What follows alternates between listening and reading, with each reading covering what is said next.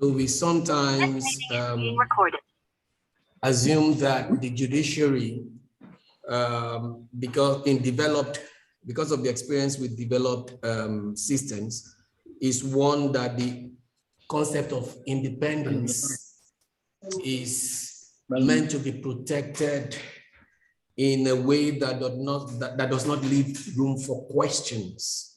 But the whole essence of my research has been to challenge the traditional notion of judicial independence as conceived in developed democratic, liberal democratic systems.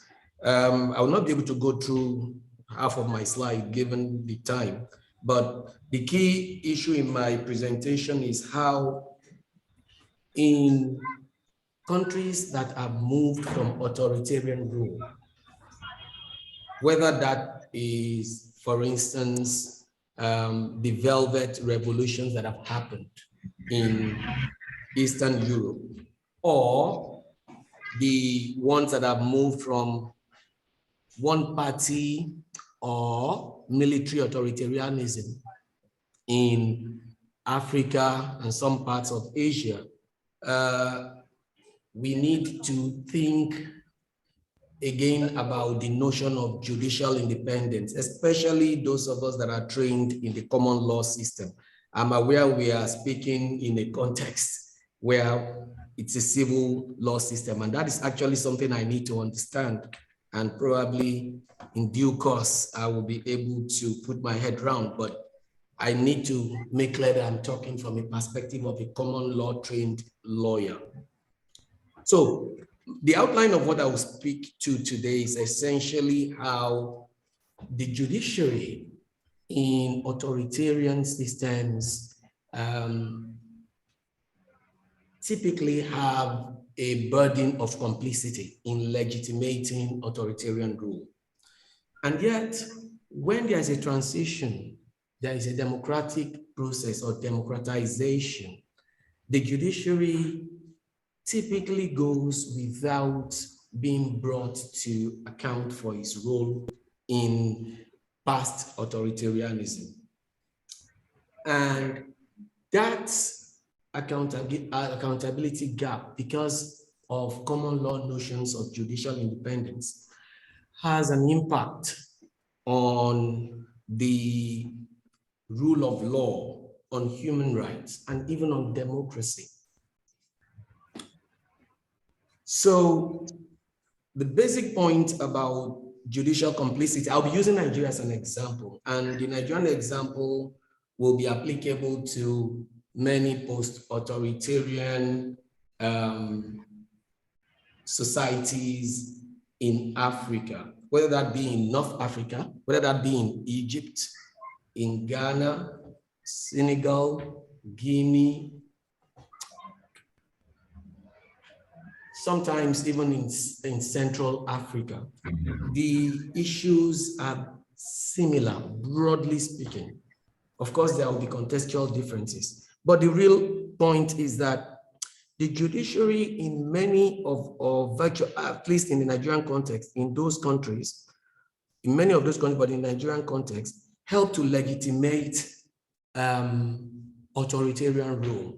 So military authoritarian rule specifically is what I have in mind, because the judiciary does in those systems have typically powers of judicial review that are used to legitimate, specifically in military regimes, the decree system of lawmaking.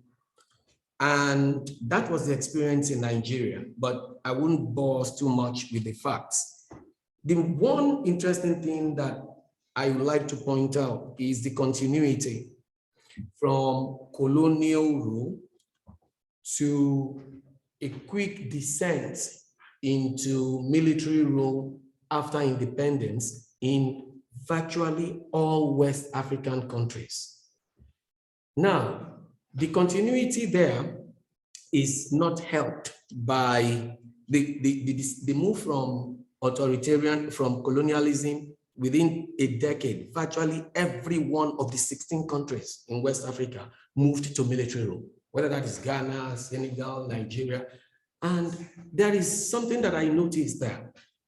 Because the judicial systems are part of the system of the governance structures left by the colonialists, there was no accounting for the judicial role. In fact, the judicial officers, like in Nigeria, the judicial officers that were in place during colonial rule were still in place for a while after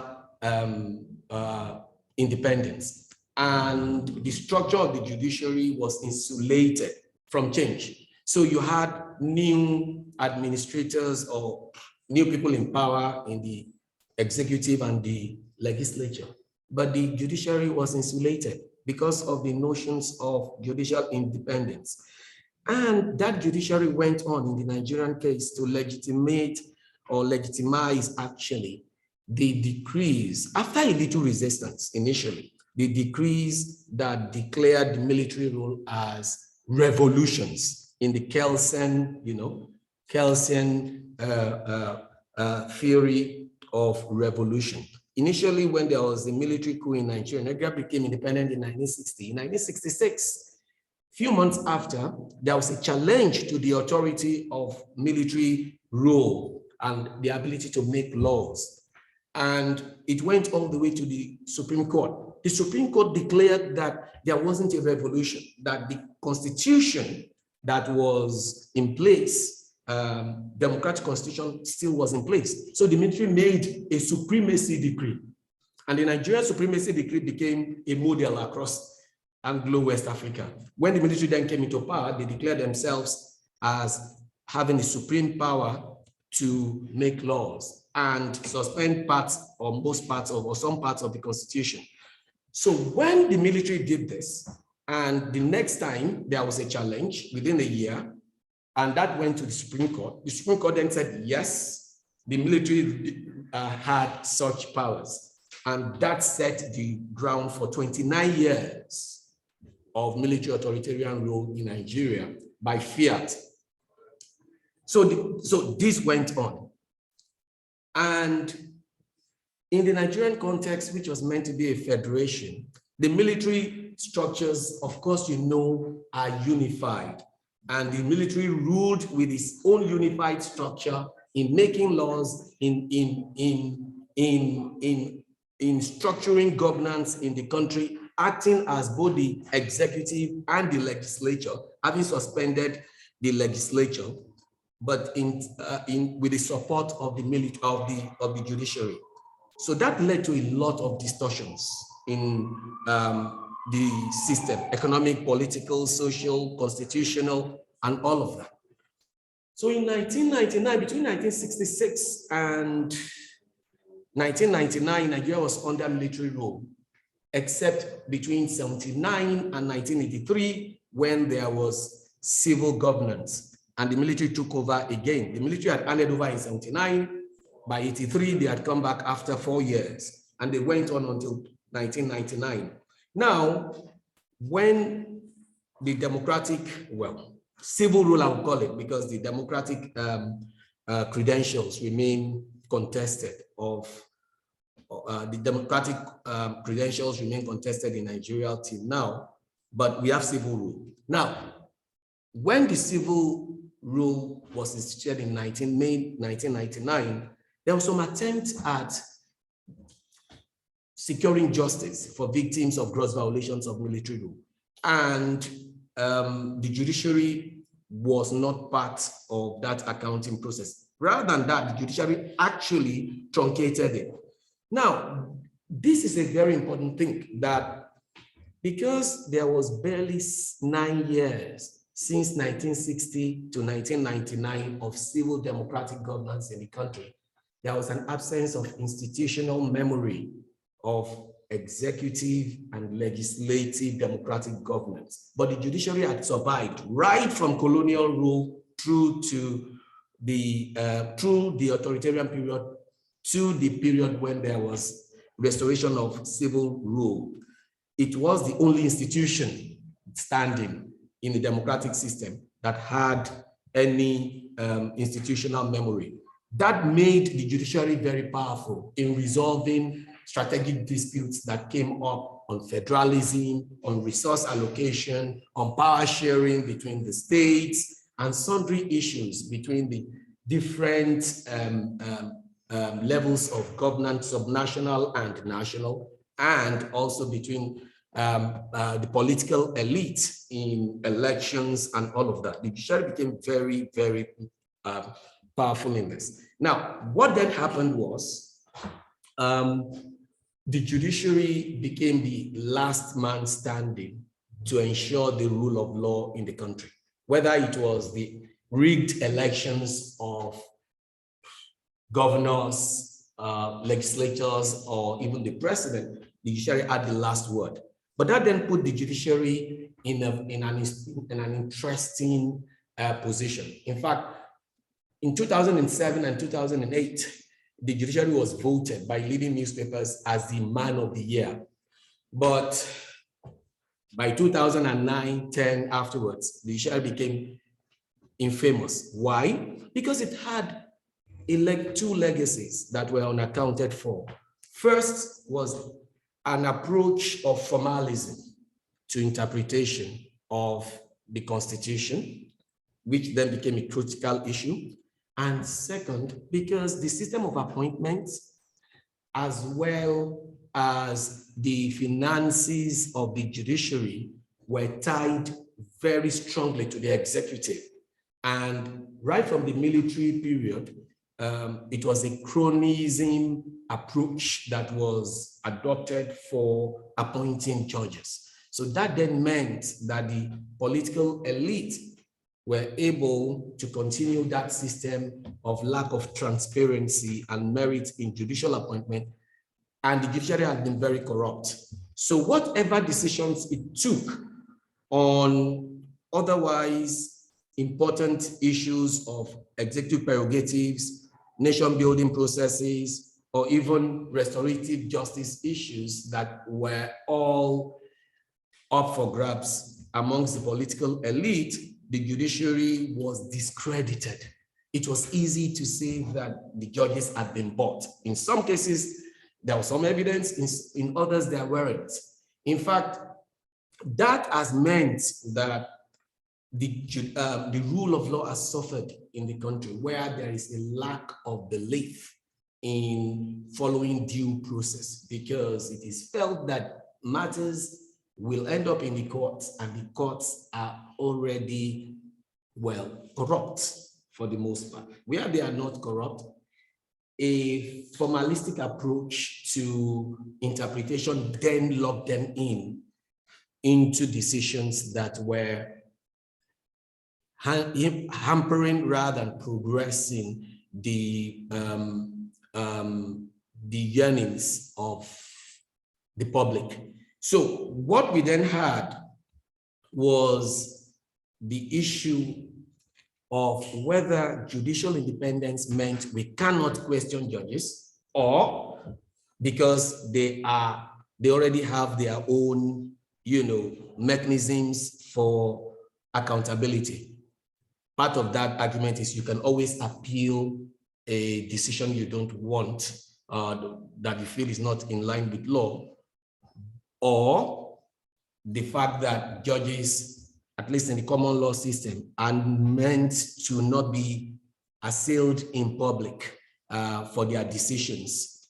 And that has led to a situation where the public have questioned every decision, everyone, not just the public, but the political players. So if a party gets the decision it wants on an election petition, today on a case, it praises the judiciary, and next day it loses it in another court, then it assails the judiciary. So much so as the credibility of the judiciary become an issue in the country that unprecedentedly in Nigeria at that level, the Chief Justice of the country resigned last week and over the weekend. So the point I'm making is actually that when we talk about judicial independence, we need to reconceptualize it in relation to the need for accountability when societies move from an authoritarian past to a democratic present, ostensibly future. That remains an issue. Happily, my work has moved this forward with the ICJ now. They are looking at the reconceptualizing judicial independence in the context of post-authoritarian societies. And I would really like to have our views on how that then affects the institutional integrity of the judiciary. Thank you.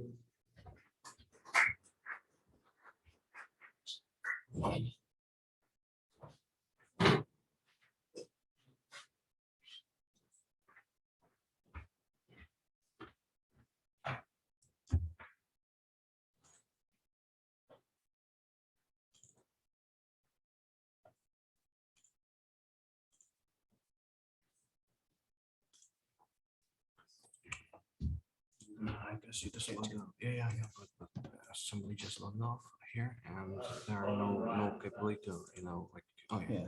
Can you pause the recording? If with video is being recorded. With the video, it could be a bit a problem. Okay, go ahead. So please, sorry for that. No problem. So thank you for the opportunity. My topic is on federalism without constitutionalism. It's a question mark in Ethiopia. It's a draft chapter that I'm working on, and I hope to deliver as per the schedule indicated in the group email. There is a background noise, sorry for that. The argument of the paper is that Ethiopia has a distinct institutional arrangement for resolving constitutional issues.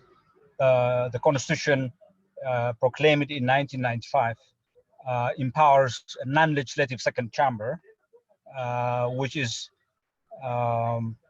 with a mandate to interpret and resolve constitutional issues. Of course, this chamber is being advised by a group of legal experts, including Chief Justice and the Deputy Chief Justice. I look into important decisions that have been made over the last 30 years. And I make a conclusion based on those decisions, both in terms of the assessment of the analysis of the decisions, the content of the decisions, etc. And then the paper tries to conclude that the political body, the House of Federation, the second chamber, which is empowered to interpret the Constitution, has largely remained subservient to the political party in power, and therefore it has failed to serve as a guardian of the Constitution. More so also that it has failed to limit political power. And so it concludes that it is a system of a federation without a constitutionalism. For the sake of giving some background to those who are not familiar with the constitutional system in Ethiopia, Ethiopia is the second most populous country in the Horn of Africa, next to Nigeria. I was listening to the Nigerian presentation, so there is quite a lot of similarity with what I will be saying, also from the eastern part. It started with a federation of 9 states, and over the last 2 years, we have 2 more additional states. So it's a federation with, at least formally speaking, with 11 states. Critics indicate this is called ethnic federalism, in quotation, because it empowers subunits to administer themselves within the political system. And this was logically because we had in the last century, a very centralized nation state, which imposes one language and one religion. Although Ethiopia is very diverse with a lot of nationalities, as they are called in the Constitution. And so these groups were successful in defeating the military regime in 1991, and we had a transition of 4 years from 1991 to 1994. So literally these national liberation fronts dictated the write-up of the Constitution, which grants quite, at least formally speaking, substantial amount of autonomy to the subunits. And so they also mandated the second chamber, which according to the constitution is representative of these nations and nationalities to interpret the constitution. And so by design, and this is where I think it links with the presentation today, by design, the Ethiopian judiciary is deprived of interpreting mandate of the constitution. It doesn't have any express mandate because this mandate has been given to the second chamber. Although there are enough clauses in the constitution, particularly in the chapter on human rights, where we have a substantial amount of individual rights and freedoms, although there is an implicit mandate for the judiciary to enforce and respect chapter 3, which is a chapter on human rights, the judiciary has been very much timid and has not been assertive in this respect, and therefore even the human rights section of the constitution is left without a guardian. So we have a very generous list of rights, individual rights and group rights, but they are not well enforced simply because the judiciary has not been given express mandate.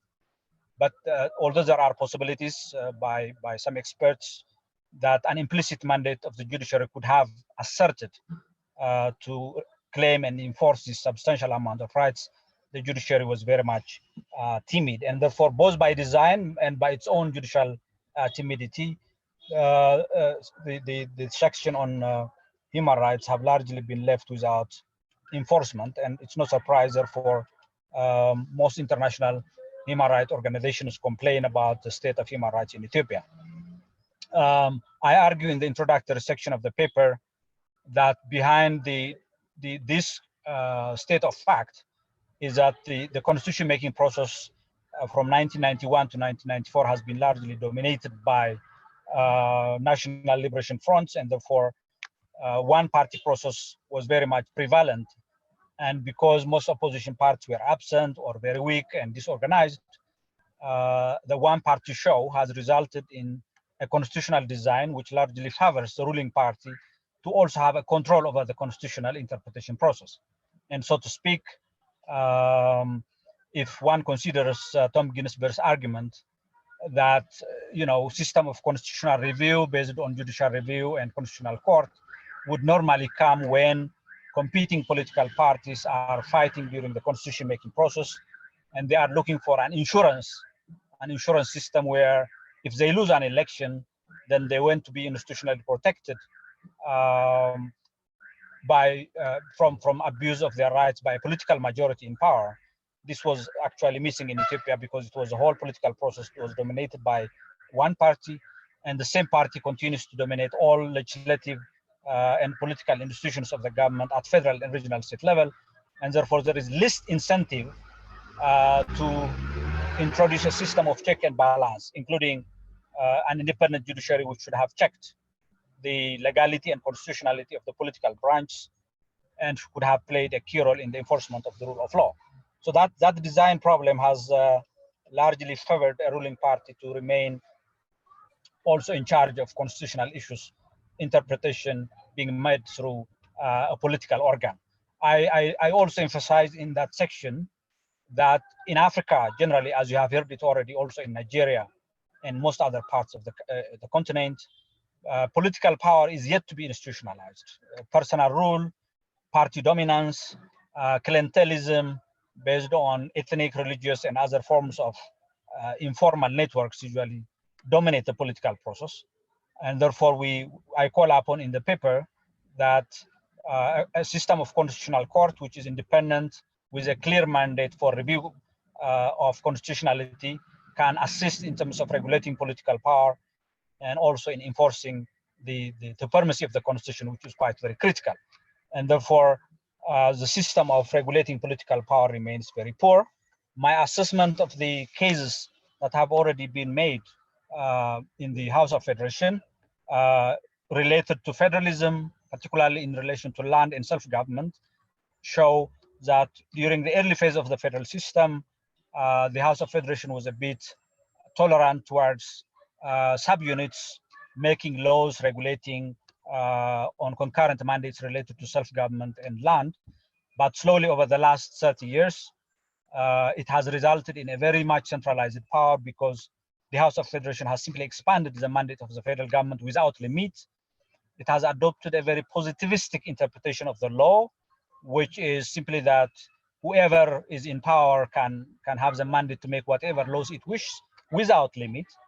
And so the rule of law has been very much instrument of power in what one expert says a system of judicial review, which is called abusive judicial review, a system of interpretation which legitimates the existing party in power without any limits. Also, on human rights, there were quite a lot of long list of cases that were brought before the House of Federation that called upon for the protection of due process by parties in litigation, individuals and list of employees who were dismissed summarily without due process, and many other related cases. The Supreme Court and the Constitutional Court and the CCI largely were very much, failing to ensure rule of law because they didn't respect the request for due process, the respect for civil and political freedoms, and et cetera, et cetera. So I summarize about these cases by, with a few exceptions related to rights of women and children.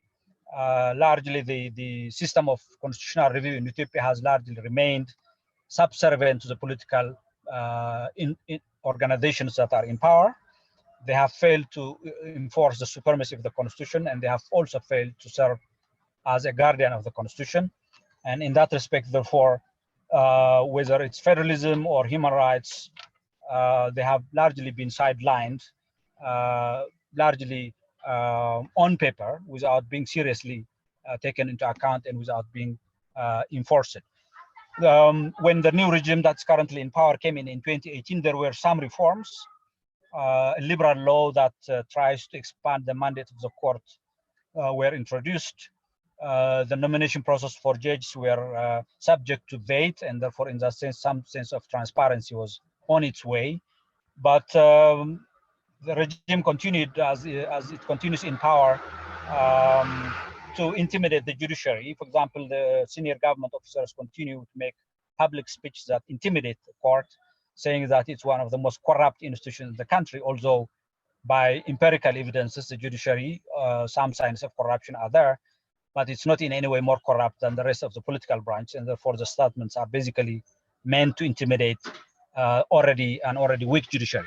So the overall conclusion of my paper is that constitutional governance in Ethiopia remains in trouble simply because constitutionalism and federalism have been left to the same political branch that controls power to also interpret the constitution without any serious efforts to limit political power. I think this is much what I would like to say. If there are any questions or comments, I would be happy to respond, but I think the paper tries to develop this kind of argument. Thank you.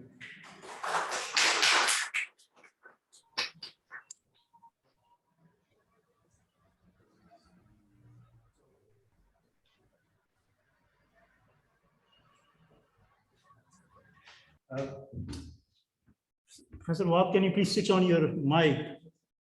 Yes, thank you, Nauman. Go ahead. Can you hear me now? Yeah. Yeah. Good morning from Nigeria. It's my pleasure to be part of this process. My apologies that I thought I would be at the conference in person, but a number of things developed that made it impossible. My presentation is Judicial Independence in Developing Democracies, Lessons from Nigeria.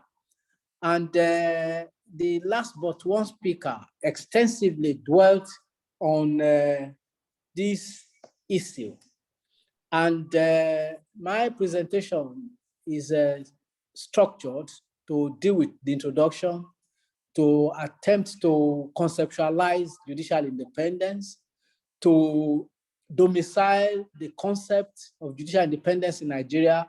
That bit I won't emphasize much of because the last but one speaker had taken some time on it. My lessons will be drawn from the challenges of judicial, what I call judicial autonomy in Nigeria. And of course, we'll propose what I call the way forward and then conclude with the presentation. It is important to underscore the point that separation of powers is the bastion of the concept of judicial independence. And the introduction tried to analyze the relationship of the tripod in most developed democracies or developing democracies, as it is that we have now, as far as Nigeria is concerned. And of course, I also called attention to what I call the senior-junior partnership dynamics in relationship, in the power relations between the executive, the legislature, and the judiciary. Coming to a conclusion, as I did earlier in my book on judicial independence in Africa in 2018, that it appears to me that the judiciary is the junior partner. Why did I say this? Essentially, to underscore the point that power flow from the legislature to the executive and the judiciary by way of legislation. However, when it comes to operational dynamics, it appears that the judiciary is on the lower rung. And I asked the question, are we talking about judicial independence or independence of the judiciary? The paper tries to create a difference between these two concepts and coming to a conclusion that if we are talking about judicial independence, we are looking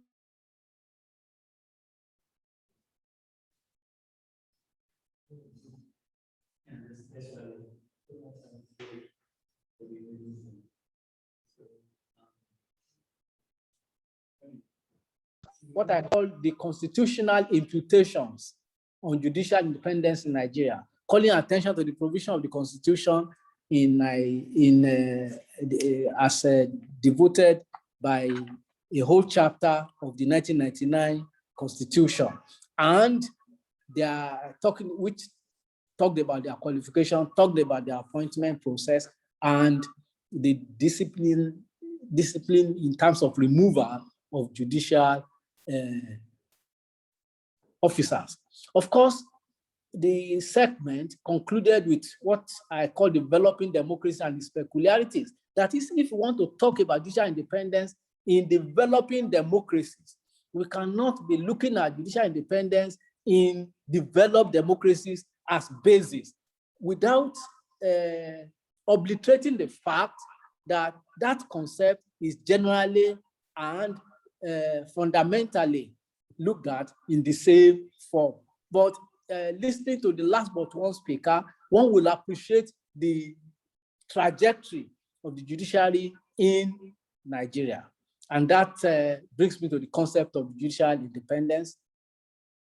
And I looked at judicial independence from the four-pronged perspective of institutional independence, individual independence, financial independence, and administrative independence. And that if we look at these different scenarios, meaning different things, but essentially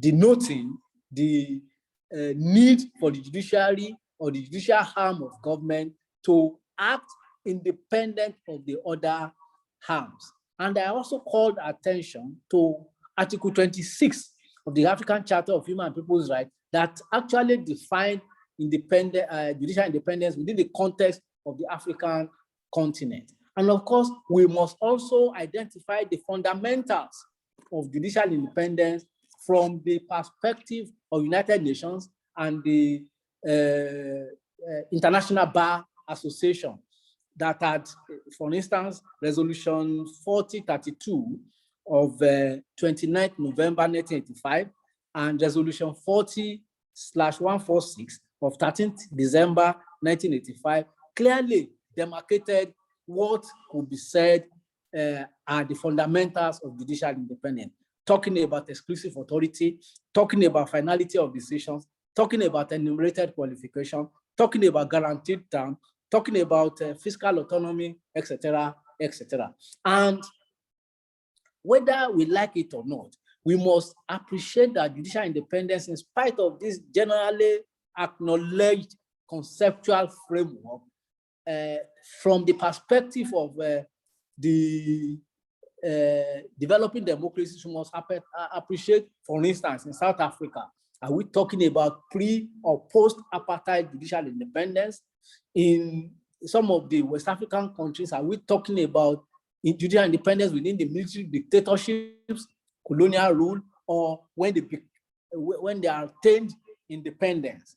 All these, all these would, in a way, impact on the way we look at judicial independence in developing democracies. I will not, like I said, dwell too much on judicial independence in Nigeria, because my colleague that spoke before, Assefa, had extensively talked about that. But I think we cannot leave this segment without calling attention to what I call politicization of the judiciary and the judicialization of politics. And the last but one speaker hinted at it, that the judiciary appears to have the last say when it comes to who is the president, who is the governor. And of course, as the hope of the common man, we'll expect that, yes, they have that say. But the problem that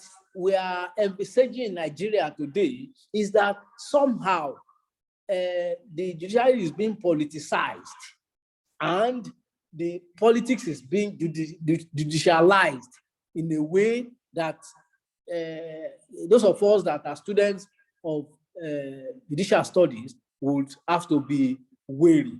And what we have now, as far as my position is concerned, is that it appears that we now have a judiciary of he who pays the pipers, possibly dictating the tune, in spite of the struggle of the judiciary. And recently there was this write-up by 14 judges of the Supreme Court. The Supreme Court in Nigeria is the apex court in Nigeria, and there are 15 people, the chief judges of Nigeria, with 14 others. The remaining 14 others had to write, which led to some furor, and eventually the CJN had to resign, of course, on a different ground entirely. And if you look at what happened in 2019, when the immediate now the chief justice of Nigeria, as at that time Justice of Nauman, had to also be forced out of office. The next one, which left office a few days back, and now the new chief justice of Nigeria, acting chief justice of Nigeria, is what we have. The paper also talked about the challenges of autonomy of the judiciary in Nigeria, where we called attention to the membership of the National Judicial Council, that's the apex body that the Constitution created, and the need for a surgical operation on the membership. Then we called attention to the appointment and removal of judges. I just hinted at that, the 2019-2022 saga. For instance, in the states, in the North Central, the chief judge was removed unceremoniously and he had to go to court, up to Supreme Court before he was reinstated. The welfare of judges, I called attention to the letter of the 14 justices of the Supreme Court. Then the structural defects as provided in the Constitution. This is a federation, that is, Nigeria is a federation. However, you discover that a subnational cannot determine what operates in its judiciary unless it goes to the National Judicial Council. And of course, what I call this will naturally affect the independence of the judiciary in terms of the operational model. And this is what I call the faulty operational model that we have. Then after that, we go to the faulty training model. Today in Nigeria, a judge will only emerge, he would, yes, he's a lawyer. And the only training he needs to have is to become a lawyer. And after 10 years of legal practice, either at the official or the private bar, he or she can be appointed a judge of the Superior Court, either Federal High Court, National Industrial Court, or the State High Court, without any form of training in judging. That, of course, in my view, with due respect, has also rubbed off on the quality of judicial officers that we have. And of course, I concluded this segment with what I call political question versus justiciability, whereas the Constitution says the judiciary is the last hope of the common man, but still there are cases that cannot be determined for political question reasons. In my view, what do I think is the way forward? One, there is need for structural and constitutional imperative for judicial independence. There is the need for the judiciary to also claim its independence via judicial activism through the socio-economic rights, public litigation, public interest litigation. And this, I believe, will reposition the judiciary to actually take its independence. And of course, I also call attention to the need to obliterate the senior-junior partner matrix, though unsung, though not expressed, but the narrative is there, and that is what is there. Then I believe that the judiciary must be insulated from the political manipulations of the political class. Independence of judiciary in all its ramifications, I call attention to executive order number 10, which practically impugn on institutional independence. And I also believe that if we want to have judicial independence in Nigeria, the Nigerians must ask for it, the Nigerians must hold it, because like they say generally, you get what you want. And in conclusion, there's need for a true, though not watertight, separation of powers. We must give separation of powers its true meaning, because that is what operates in developed democracies, and Nigeria cannot be an island. In spite of the fact that Nigeria cannot be an island, we must also appreciate, in talking about judicial independence in Nigeria, we must appreciate our peculiarities as a nation, and judges must be truly independent. It must fight for its independence. It must request for independence, and it must shed the garb of docility that it presently does. I so much thank you for listening.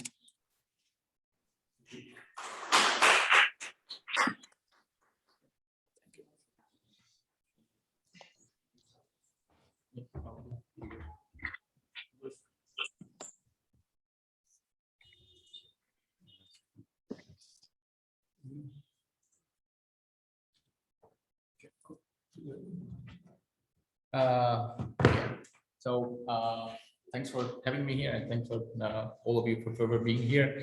I'd like to talk about judicial independence, a theoretical framework for analyzing judicial independence in developing democracies. My presentation will consist of two parts. First will be, I'll try to briefly explain what I mean by judicial independence and how I theoretically approach judicial independence, connecting institutions with outputs. And then I will try to apply to the context of developing democracies in order for us to understand and to identify factors that play a role there that might help us to explain the level of judicial independence that we observe in particular countries. Just briefly, and I will not talk about judicial independence that much. I'll just say that why we care about judicial independence and why we always talk about it is that it is part of the rule of law ideal, and the rule of law is one of the necessary conditions that are present in liberal democracies. That was described by many, but what is important here is to understand that judicial independence is not a self-serving concept. Judicial independence is not that. It's not just institutional setup, but it should serve some purpose, and the purpose is that it aims to ensure equality before law. And these judicial independence definitions Not all of them reflect this, although many are aware that there is difference between understanding judicial independence as a institutional feature and understanding judicial independence as a feature of output.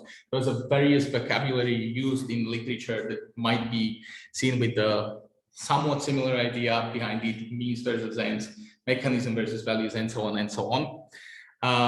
But what I will try to do here is to connect these approaches and to make sense of judicial independence in this sense. So I did start from some of my favorite readings about judicial independence, be from John Ferguson, who understands judicial independence as a consequence of self-restraint by powerful actors.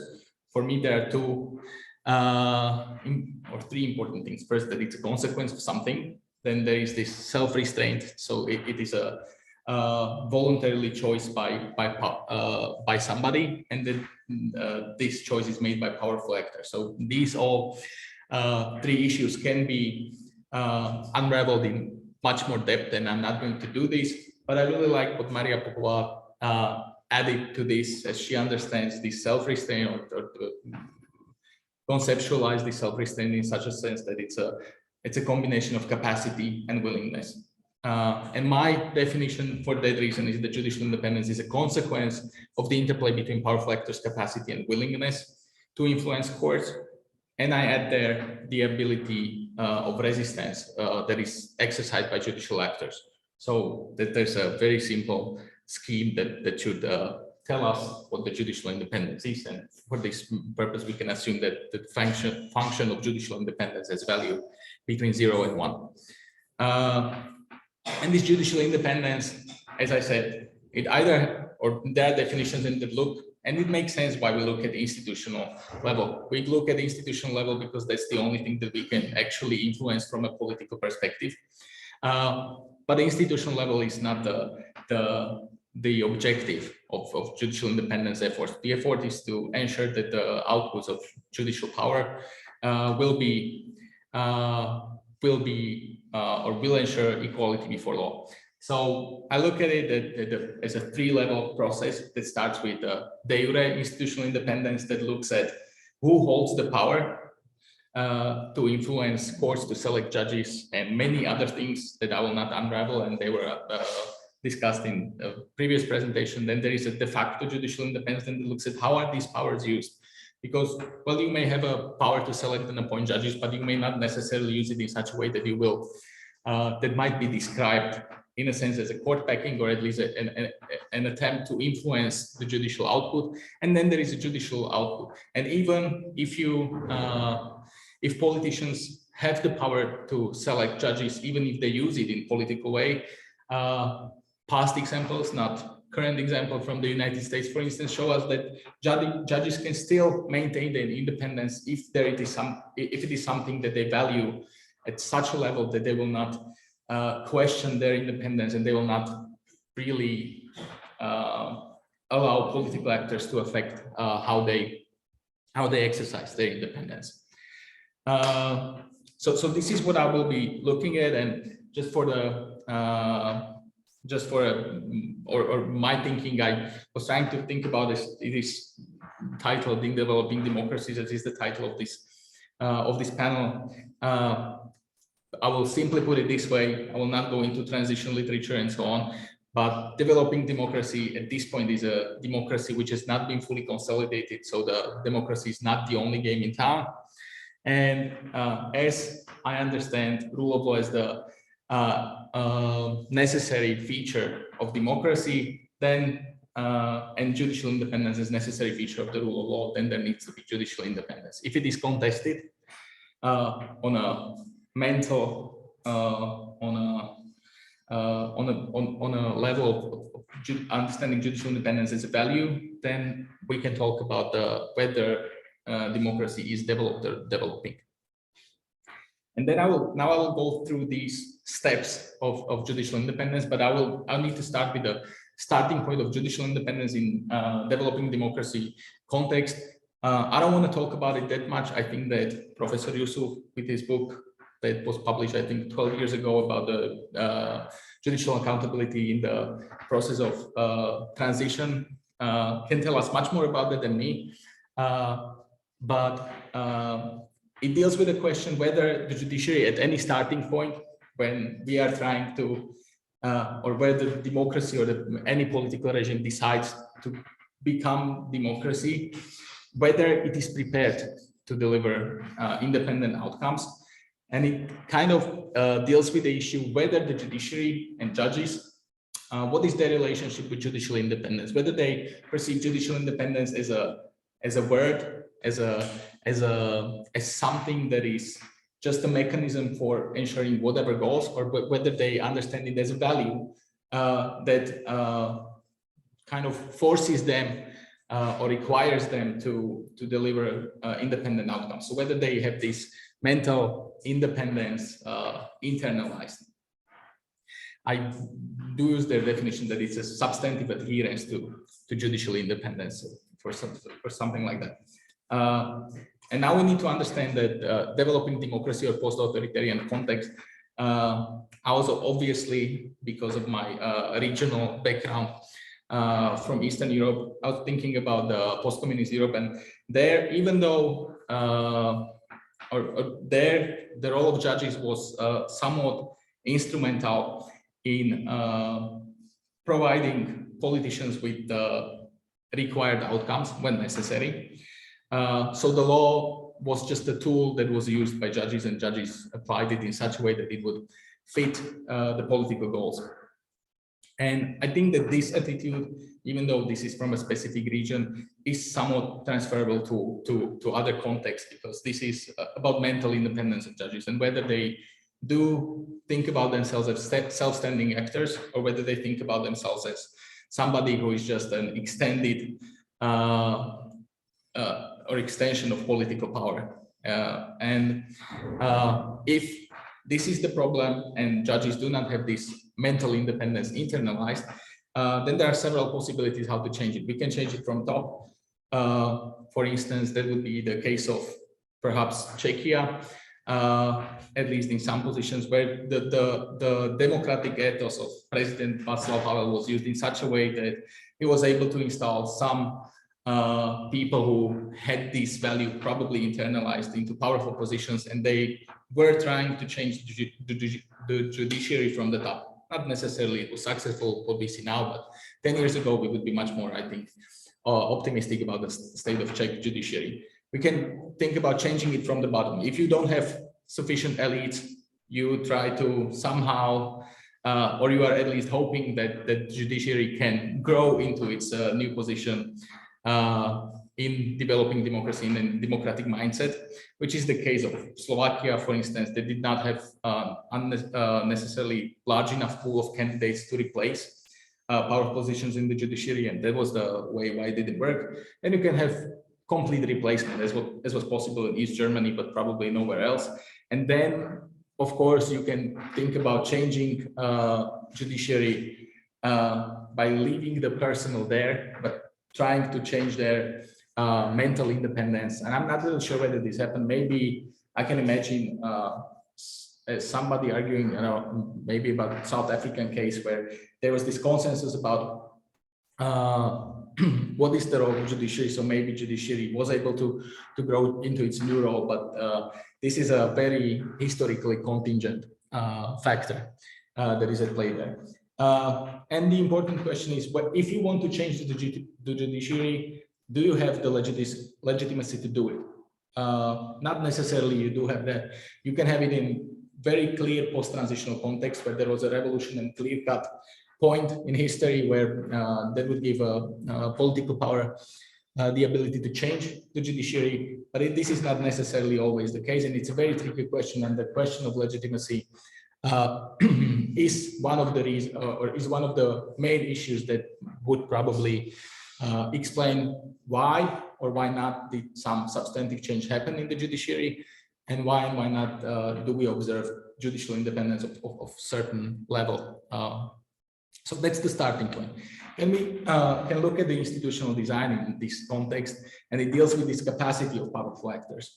So who is in charge of judicial administration? Who is the powerful actors? And we know that around the globe, the power of judges has been growing for a number of years.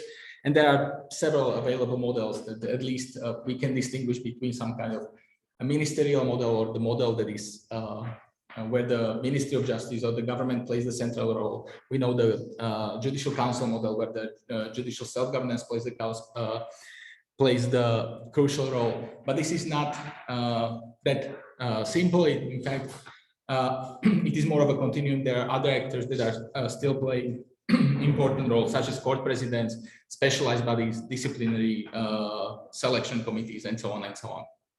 So at the institutional level, you have to think about these possibilities, and they are related to whether you were able to deal with the judiciary at the first point. If you were not, and if you did not change the judiciary at the first point, then you might have a problem if you give the power to self-administer or self-govern to the judges themselves. Because that deals with the de facto level of judicial independence, that deals with this willingness of powerful actors to somehow skew the judiciary. And it can be low. So if we give power to judges and politicians, they may not be willing to affect judiciary in any way because they have a clear adherence to rule of law, ideals, democracy, and so on, because they are afraid to use the capacity because of future risks, which would be how's it called? Insurance logic of the strategic insurance logic behind it. But the willingness of these actors can be high because they know that there are no consequences for messing with the judiciary. So if politicians are not really checked by the public, if judiciary cannot really exert any public pressure, be it through media, civil society, and so on, politicians may have an easy task of tackling judiciary, which I think was the case of, for instance, Hungary, but I think to some extent even in Poland, even though the Polish judiciary proved to be somewhat more capable opponent to the Polish politicians. And if judges are political actors, so if judges are in charge of self-governance and administration of judiciary, you need checks and balances that would check them. You need some low level of corporatism, because if there is a high level of corporatism, as is in Italy or Slovakia, judges at some point are willing to act as a self-standing interest group and basically pursue their own, I would say, political or even economic goals. And then at the output level, there are still new obstacles that may arise. So we need judges to have high level of mental independence, so not allow politicians, but not only politicians, but economic interests, corruption, or even, I don't know, threat of violence to influence the decision making. So we need, from powerful actors, we need some kind of something like protected tenure. We need disciplinary measures and disciplinary mechanisms that are working in a fair, transparent, and predictable way. If there is corruption or the threat of corruption, we need judges who will either have sufficient resources that they not need to refrain to corruption, or they will just have a high enough mental independence that this is something that will be unacceptable for them, and so on and so on. We have physical threat. Of course, there is a possibility of just having biases or judiciary producing non-independent outcomes in such a way that that are caused by just judges' backgrounds. If we have predominantly white judges in southern United States, we know that judiciary tends to produce somewhat racist outcomes, and this is something that is happening throughout the world, not only in these types of cases, but also, let's say, family cases or childcare cases where fathers are often in a disadvantageous position as compared to mothers because of how society views who should take care of children. So there are many of these things that we need to take into account. And obviously, judicial independence is a difficult task to achieve anywhere, but in developing democracies even more so, because it deals, or we need to identify and understand the starting point at which the judiciary starts this process, legitimacy of political actors to change it, what is the institutional design? So who holds the power? How is this power used? So whether powerful actors are willing to use it to change the composition of the judiciary in their favor, and the ability of judges to resist, which is dependent on many factors that I tried to describe there. And obviously, I included it there because I think that many of these explanations, even the cases that we heard right now about Nigeria and many cases that came to my mind, are somewhat dependent on luck or some kind of historical contingency that judges, for some brief period of time, are willing to play this important role in the development of democracy or stability of democracy. This may very easily change over time, so it needs to be taken into account, and we need to account for just these historical contingencies that play a role there. And that's it from me. I hope that I did not exceed my 15 minutes. I did, obviously. But thank you very much.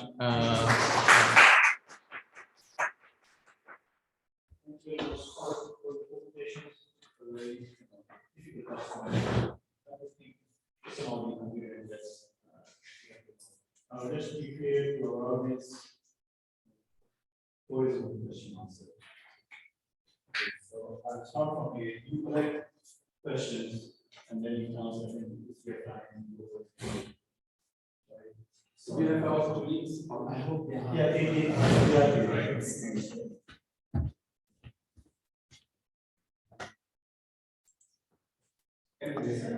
Yeah, Assefa and Wahab, I hope you can hear us because they are going to ask you a question. And if the question is for you, you have to switch off your mic and answer them, okay? Oh, yes, I'm with you. Yeah, sure. I'm with you. Yeah, so really interesting presentations about areas that you don't necessarily hear about. I was thinking of the BBI decision in Kenya and sort of how that relates maybe to this idea of when courts have lost all legitimacy, like they're being part of this authoritarian transition, or sort of they're coming from this point where the public trust isn't there. How do you re-establish trust? Like, do you have to go back to a sort of almost populist interpretation as a court where you try and look what the majority wants to do because you're trying to establish legitimacy? Or is it better to look at sort of minority rights? Like, do you guys have any like thoughts or experiences, particularly from the African context, how you sort of manage like getting out of this difficult situation? Yes. Okay, so I have first question to Wahab, and then I have a question for Ola. So the first question, Wahab was referring to in his conclusion that the judiciary and the courts are critical for the social transformation of European times. My question is, if you look at the Mark Teshner thesis and Gerard Rosenberg's thesis, that they are saying that judiciary do not have the capacity to bring social transformation. You know, and if there is, it's not effective at all without the support of the legislature of the government. Then how do you expect the courts to bring social transformation in authoritarian times? That's my big question. And if any of the African courts or Nigeria might have done similar thing recently or in the past, I would please enlighten us.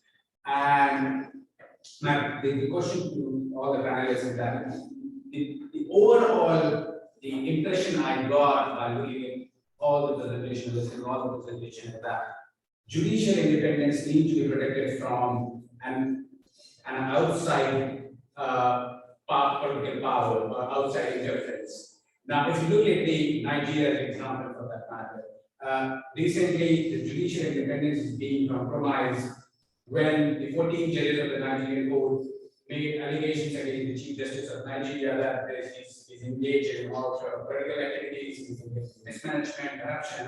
So, what about the threat to judicial independence within? How will it address that issue?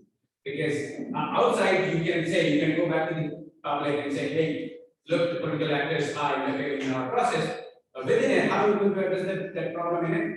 I can give you an example also that I was recently conversing with an Italian judge, magistrate level and district court level judge.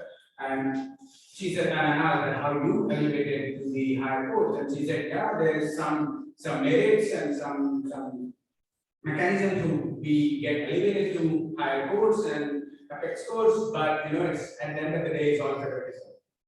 So I'm not talking about southern country, I'm talking about the western country, where favoritism is very common, where you evaluate someone on the basis of certain things which is beyond their role. So how do we address these issues? Yes, please. Thank you very much for my side for this very informative and interesting presentation.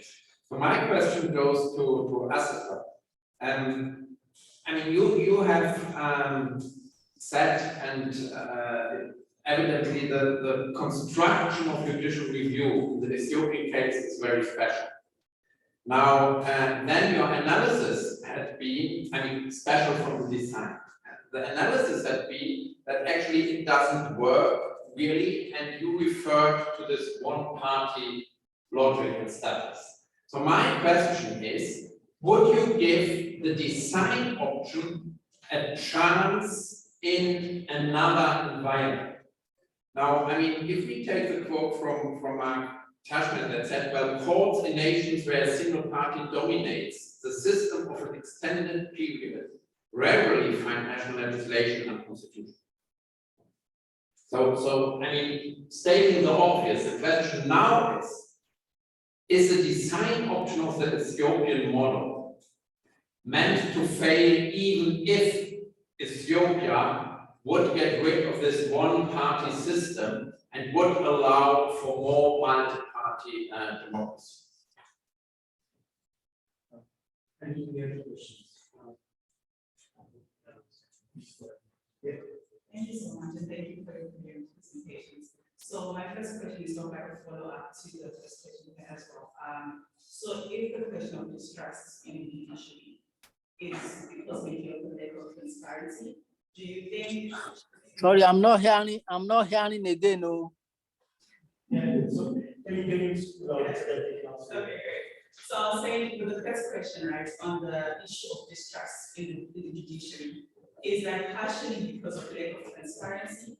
And if so, can the media get involved and maybe would that promote trust in the judiciary? Because I know in Nigeria, for example, freedom of expression for journalists is severely limited. So if the media was able to get involved in the work of the judiciary, would that increase trust in the judiciary?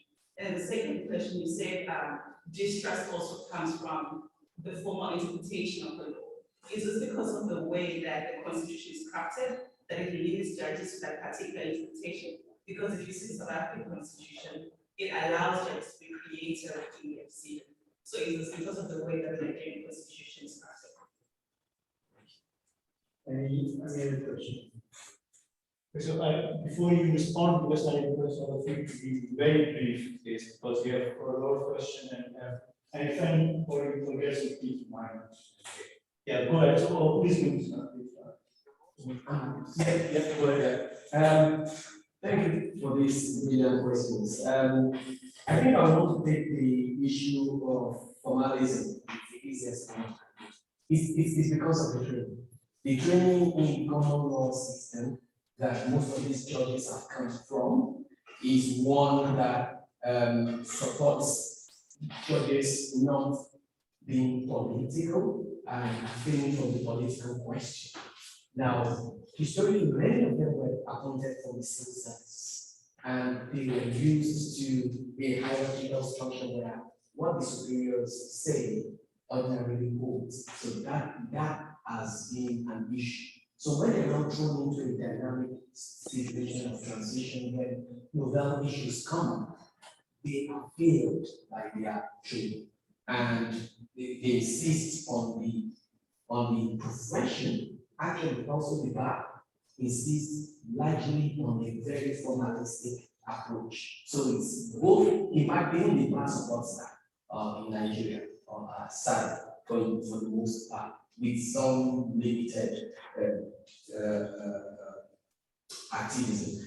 In terms of the media and trust, I will take that question together. I don't think there's an easy answer to that question of whether they take this or that. I think rather that the lack of trust comes from two things. historically, the judges themselves have been appointed through a process that is not transparent. Most of them, I said, they were appointed from civil service, and the others as friends of those in power. So they are not usually, and because of their tenure, will be moved from the lower bench up to the Supreme Court. There's so many of them. So my answer to that is there's a need to actually question the judicial past, the role, so that we appreciate it and we see some fruits about it. I get a PhD on that. And absence of that means that those at the top who now have funds to appoint those and promote those at the bottom continue to only look for their lives. And that lack of accountability, I think, is a major issue. So I'll leave that for what you have. Other questions that are directed at you, because of time, I want my colleagues to. So let's go to Assefa. Assefa, if you would like to respond to your question.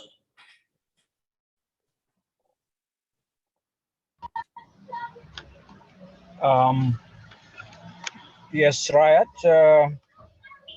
I am not sure if I heard the whole question fully, but I think the Yes.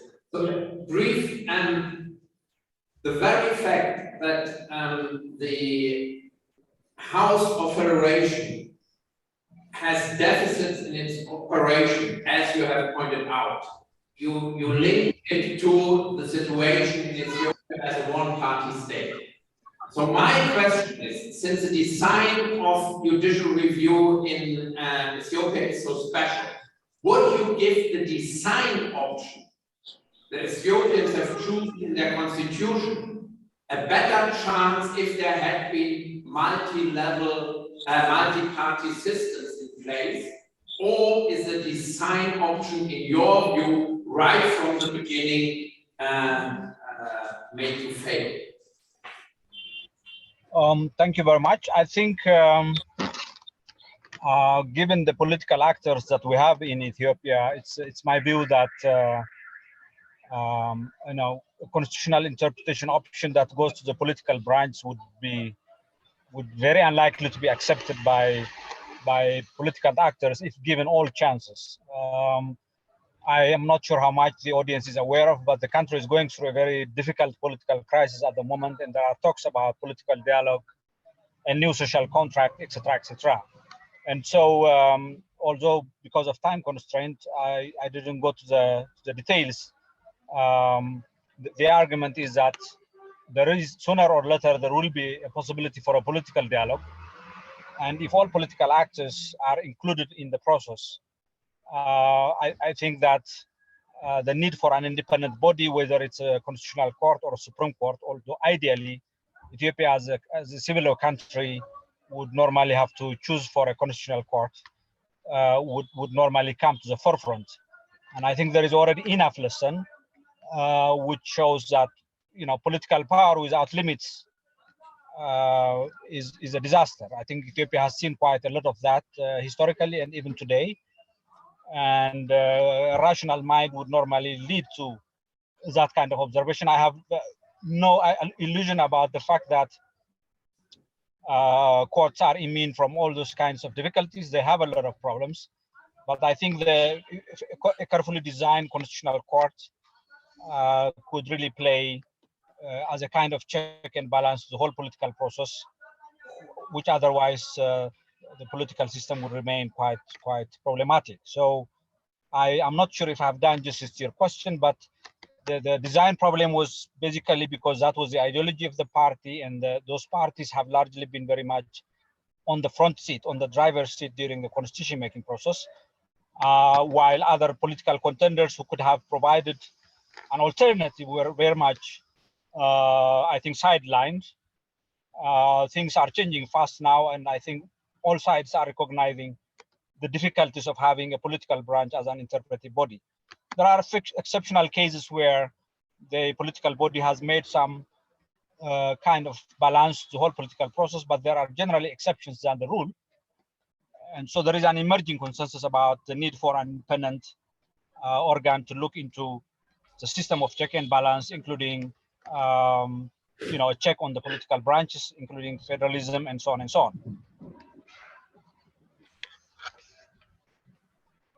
Okay, so, I would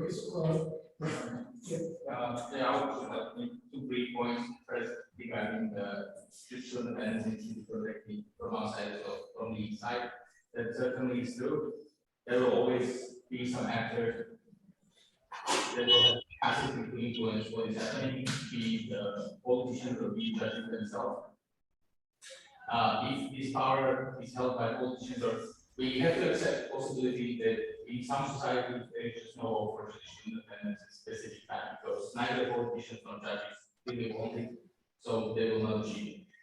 If politicians have this power to influence courts, we have accountability mechanisms, assuming that there is some electoral competition that works, and in that case it can be resolved like this. But this is rarely the case, and judiciary is very rarely at the center of political discussion. If we give this power to judges, they, first of all, they can be an interest group of themselves. They can pursue their own interests, so it will be dangerous. And if this is not the case, they still can be co-opted by politicians eventually. So there will always be possibility that judges will, or that the judicial independence will not be secure. Just one insight from our project in Brno for the last couple of years, when we were talking to politicians, lawyers, judges, in these contexts where neither judges nor politicians have really high respect for judicial independence, the overwhelming opinion was to give this power to judges. So basically, most of the actors or stakeholders are more afraid of politicians than judges. So judicial self-governance, judicial self-administration seems to be more of a, or perceived as more of a protection from press judicial independence than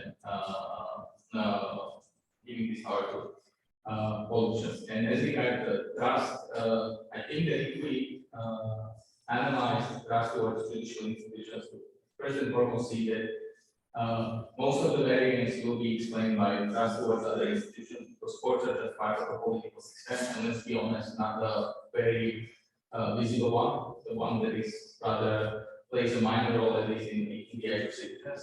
And then there will be legitimacy of some important cases. As regards transparency, I don't think that transparency itself has the power to increase trust. Transparency should serve, or usually serves only in such a way that transparency puts some pressure on judges and they perform better over mid or long-term period. And then there is the role of media, and I think that that's a very disputable, but media can be an ally for judiciary. And if they are on the same side, then media can serve as some kind of an echo chamber for the good things said about judiciary and eventually help judiciary to secure more trust. But I think that most of the trust towards judicial institutions will be explained by the trust towards other parts of the political system, parties, parliaments, and that's it. Just a quick response to the question of the individual independence and the Indian also. I think it's very comparable to what's happening in the Colombian Constitution Code, the British Constitution Code.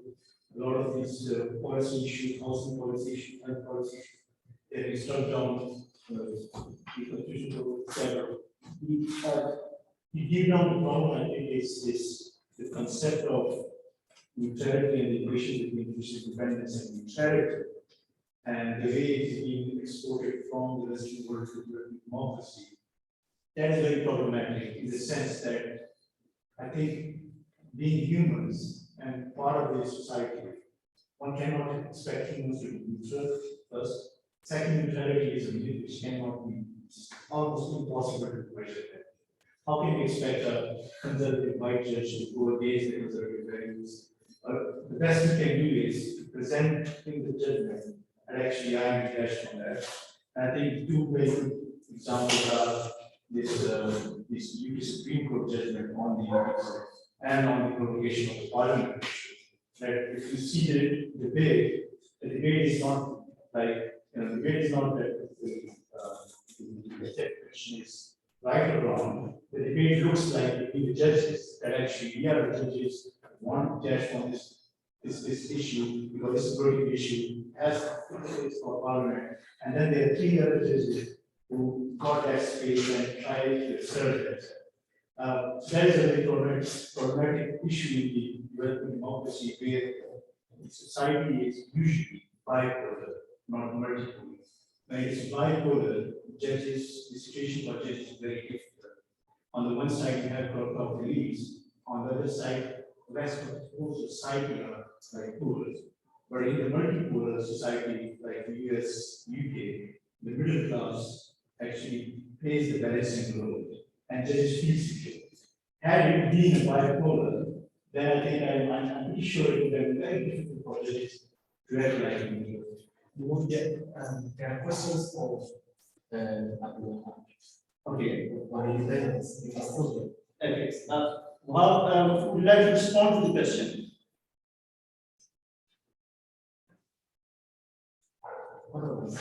Okay, it's not that I want to say something quickly. I don't know. Yeah, on this issue of the question you asked about favoritism and also the media. Particularly on favoritism, you are actually on point in the way you described challenge from within.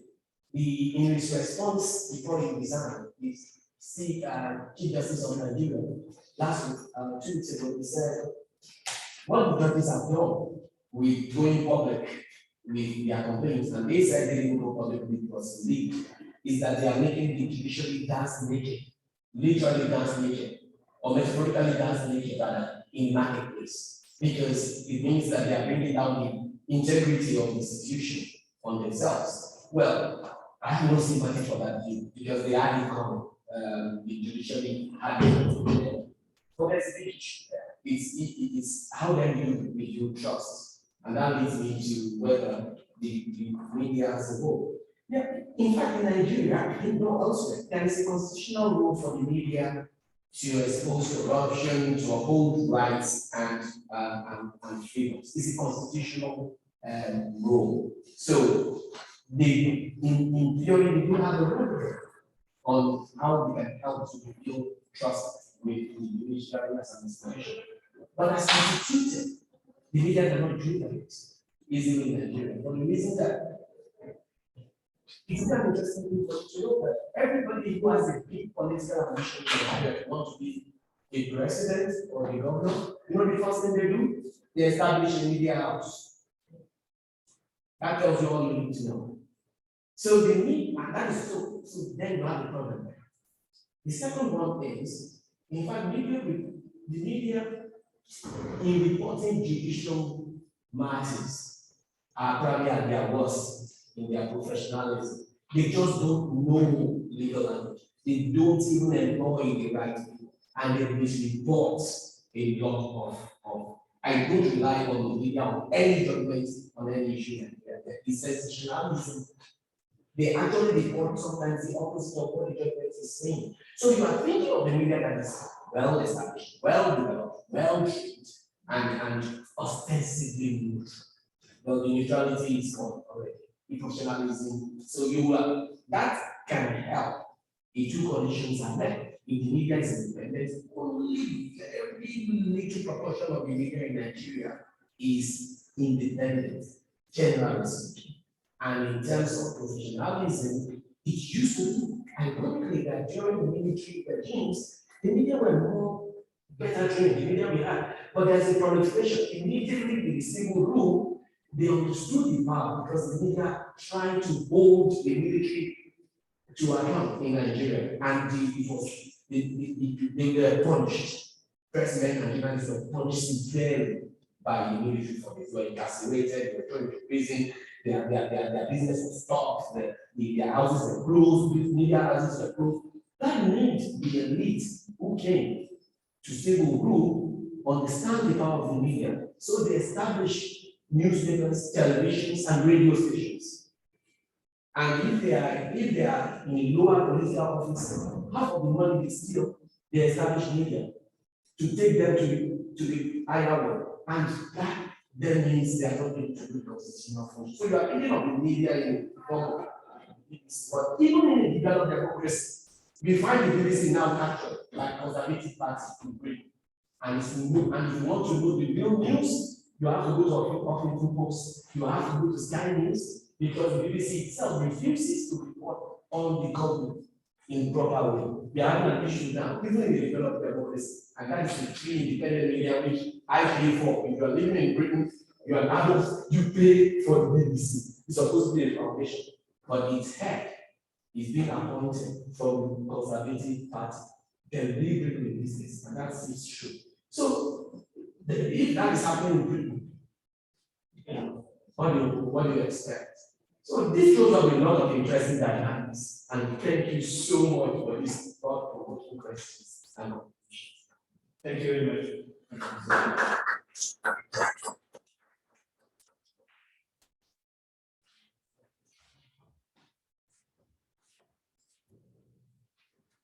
Thank you, Assefa.